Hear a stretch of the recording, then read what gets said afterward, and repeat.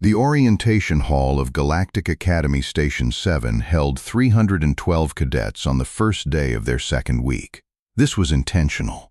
The first week was administrative. Medical processing, uniform fitting, dormitory assignment, the 17 forms that every species required in slightly different formats, the orientation lectures that everyone attended and no one remembered. The first week was designed to be forgettable.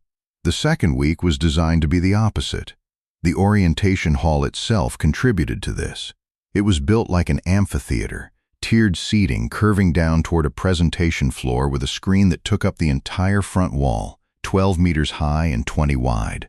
The screen was dark now. It had been dark when the cadets filed in, which was also intentional.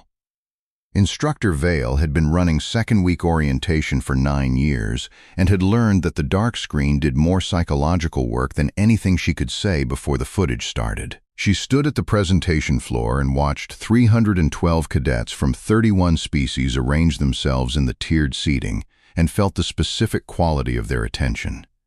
New enough to be uncertain, experienced enough to know that uncertainty was appropriate. Second week meant the administration was done. Second week meant something was actually starting. She let them settle. Let the silence work. "You were admitted to this academy," she said, without introduction, without preamble, because someone assessed that you had potential. That assessment was probably correct. Potential is common. She moved across the presentation floor slowly, not performing, just present. What you do with potential in actual conditions is less common. That is what we are here to determine. She had given variations of this speech 9 times. It was true every time. "This morning you are going to watch footage," she continued. "Real footage, from real engagements. Not simulations, not training scenarios, not the sanitized documentation that gets released to civilian networks. What you are going to watch happened. People you will never meet made decisions under conditions you have not yet experienced. And those decisions had consequences that were permanent." She paused. "Some of you will find this footage difficult. That response is appropriate and does not reflect negatively on your assessment. What we are measuring is not whether you find it difficult. We are measuring what you do with difficult." She activated the screen. The first sequence was a ground engagement on a contested border moon, 18 months old.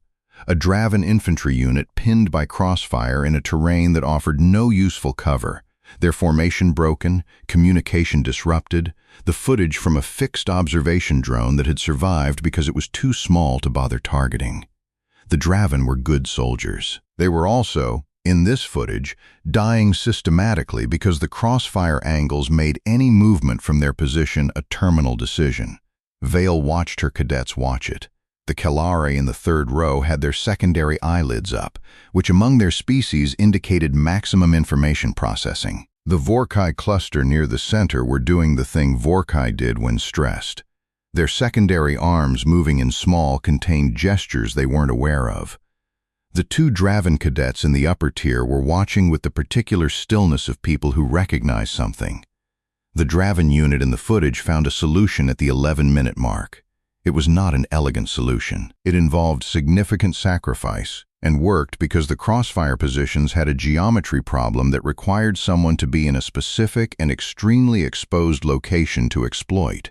Vale had watched this footage many times. She still found the 11-minute mark difficult. She activated the second sequence without comment. This one was naval. A convoy interdiction gone wrong. The interdicting vessel finding itself between 2 targets that turned out to be escorts rather than freighters. The footage from the interdicting vessel's own external cameras in the 47 seconds before the crew managed to extract. The crew managed to extract. Not all of them. The footage showed both things with equal clarity. The hall was very quiet. Vale moved through 4 more sequences over the next 40 minutes, each one chosen for specific instructional content. Communication failure, equipment failure, command failure, and one sequence where everything had gone correctly and people had still died because the situation contained variables that correct execution couldn't account for. That last one was always the hardest for cadets to process. Most of them arrived believing that competence was sufficient protection. The last sequence was the one that began to complicate that belief. She was preparing to activate the seventh sequence when her teaching assistant, Corin, moved quietly to her side. Corin had been her assistant for 2 years and had learned to communicate urgency without displaying it. He was displaying it now, which meant something had happened that hadn't happened in 9 years of running this orientation. He showed her his datapad. On it was a frozen frame from the 6th sequence. The naval interdiction footage, the 47 seconds of external camera recording. He had zoomed to the upper right quadrant of the frame, which showed the interdicting vessel's secondary hull, which in the original footage had been background context, unremarkable, part of the scene's geography. In the zoomed frame, on the secondary hull's maintenance access platform, there was a figure in an environment suit working on an external conduit coupling, not part of the engagement, not responding to the engagement. Working on the coupling with the focused economy of someone on a scheduled maintenance task, the crisis happening around them in the middle distance of the frame, the figure apparently either unaware of it or aware of it and continuing to work anyway because the coupling needed to be done. The environment suit had a human coalition forces patch on the left shoulder. Vale looked at the frame. Then she looked at her cadet roster on her own pad, which she knew well, and found what she was looking for in the second tier, right side, seat 14, the human cadet. She had won this intake. They came through occasionally, more in recent years than before, the coalition's relationship with the Academy having warmed incrementally over the past decade. This one had processed through first week without incident, which for human cadets was itself notable. First week's medical processing alone tended to produce incidents, given how differently human biology presented compared to the Academy's standard baselines. Cadet Eli Marsh, 24 years old by human reckoning, prior service record, which was not unusual for Academy applicants but was typically earlier service, reserve training, planetary defense, that category. Marsh's prior service notation was longer than typical and had several sections that were classification flagged, which she had noted and not pursued because classification flags on prior service records were above her clearance and not her concern. She looked at seat 14, second tier, right side. Eli Marsh was watching the screen with both hands resting on his knees and an expression that she could not, from the presentation floor, read precisely. Not distressed, not performing calm over distress, which was a thing cadets did and which she had learned to recognize. Something else.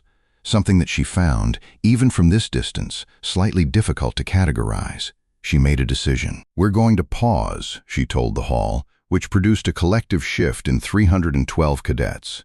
The relief of people who didn't know they needed a pause until they were given one. 10 minutes. Stay in the hall. She walked up the tiered aisle to the second tier, right side, seat 14.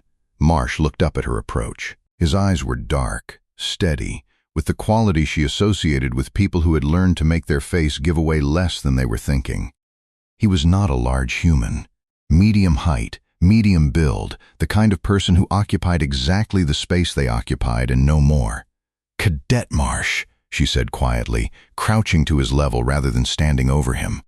"I need to ask you something." "Instructor." She showed him the frozen frame on Corinne's datapad, the environment suit, the maintenance platform, the coalition forces patch. "Is this you?" Marsh looked at the frame.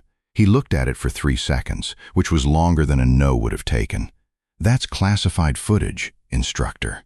"The engagement footage is." The background content in the upper right quadrant of frame 41 was not separately classified. She watched his face. "Is this you?" Another pause. He had very good control, and she was experienced enough to see past it to the thing he was deciding. Not whether to lie. She didn't think Marsh was someone who lied easily, but how much truth was required and in what form. "Yes," he said. She stayed crouched at his level for a moment. Around them, the hall murmured with cadets in various states of decompression from the footage. "You were on the secondary hull of an interdicted vessel during an active naval engagement. I was completing a scheduled maintenance task. The engagement was happening, yes." A pause. "The coupling needed to be done." "The engagement wasn't my engagement. My job was the coupling." Vale looked at him for a long moment. "Were you aware of what was happening around you?" Marsh met her eyes. "Yes, and you continued the maintenance task. The coupling was at a critical stage. Stopping would have meant starting over, and the window for safe external work was closing regardless of the engagement. His voice was level, explaining something that to him apparently had a clear logic. Stopping would have meant the coupling didn't get done. People needed the coupling done. People needed the coupling done, Vale repeated. The ship's secondary life support ran through that conduit. If the coupling failed during transit, he stopped. The engagement was the pilot's problem. The coupling was my problem. Both problems needed solving. I could only solve one of them. Vale stood slowly. She looked at the frozen frame on the data pad. The small figure in the environment suit on the maintenance platform, the naval engagement happening in the middle distance. Both things equally real, equally present, a human deciding which problem was his and solving it. "How old were you?" she said. 19, she nodded once, went back to the presentation floor. She stood there for a moment, looking at 312 cadets in various states of recovery from difficult footage, and made a decision she hadn't made in 9 years of running this orientation. "I need everyone's attention," she said. The murmuring stopped. "Before we continue with the scheduled footage, I want to return to the 6th sequence." She activated the frame on the main screen. Not the full footage, just the frozen frame, zoomed to the upper right quadrant. 12 meters high and 20 meters wide, the environment-suited figure on the maintenance platform was now clearly visible to everyone in the hall. Most of you did not notice this during the original viewing. This is expected. Your attention was appropriately directed at the primary action in the footage. She paused. "I would like Cadet Marsh to come down to the presentation floor." The hall shifted. 311 cadets looked for Cadet Marsh, found him in seat 14 second tier right side, watched him stand without visible reluctance, and walk down the tiered aisle to the presentation floor in the way he moved everywhere. It seemed, without occupying more space than he needed. He stood beside her and looked at the screen and said nothing. Cadet Marsh, Vale said, to the hall rather than to him, was on the secondary hull of the vessel in this footage during the engagement you watched. He was completing a scheduled maintenance task on the conduit coupling visible here. She indicated the relevant section of the frame. "I have asked him to explain his reasoning, and he has done so. I am going to ask him to explain it again, to all of you, because I believe it is instructionally relevant." Marsh looked at her sideways. She thought he was not entirely pleased with this, which was also instructionally relevant.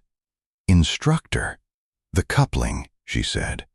"Why did you continue?" He was quiet for a moment, and she could see him deciding how to say something that to him required no explanation because it was simply obvious, which was the hardest kind of thing to explain.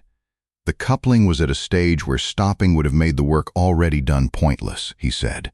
The conduit ran secondary life support. If it failed in transit, people would die. Not maybe, would. He paused. The engagement wasn't something I could affect. The coupling was. I stayed on the problem I could solve. The hall was very quiet. "Were you not afraid?" This came from the 3rd tier, a Kalari cadet, the question asked with genuine curiosity rather than challenge. Marsh looked toward the voice. "I was afraid," he said. "I was afraid the coupling was going to fail because my hands weren't as steady as they needed to be." A pause. "The other thing was also frightening. But being frightened of it didn't give me any tools to affect it. Being frightened of the coupling gave me information. It told me to slow down and check my work."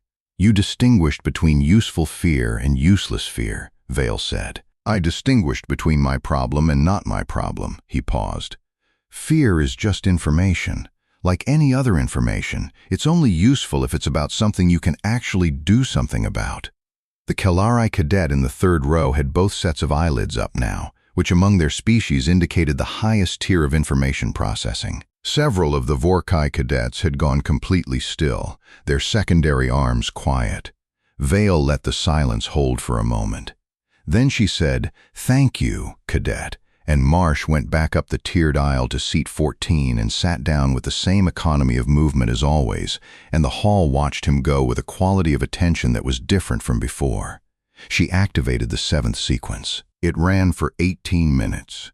When it ended, she stood on the presentation floor in the silence that followed and looked at her 312 cadets and said, "We'll take questions now." The questions came from everywhere. From the Draven cadets who had recognized their own species in the first footage and had technical questions about the crossfire geometry. From the Vorkai cluster who wanted to understand the communication failure in the third sequence. From a Kalari cadet who had a question about the last sequence, the one where everything went correctly and people still died. A philosophical question about what competence was actually for if it wasn't sufficient protection. Vale answered all of them.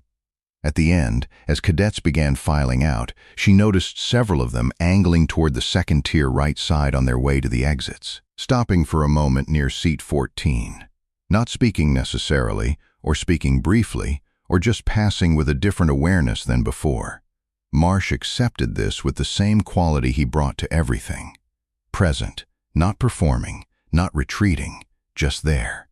The last cadet out was a Draven, one of the two who had watched the first footage with the stillness of recognition. He stopped at seat 14 and looked at Marsh for a moment and said something in Draven standard that Vale's translator rendered as "which ship," and Marsh told him, and the Draven nodded once and left.